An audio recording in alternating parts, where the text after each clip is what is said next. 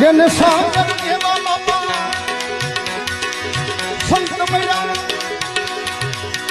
એ એના જન્મ મરણના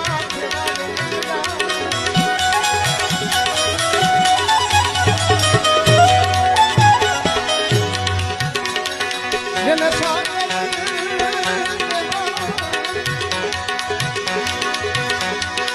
સંત મળ્યા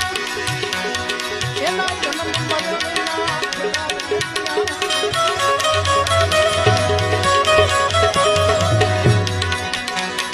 જેને મોક્ષ મંદિર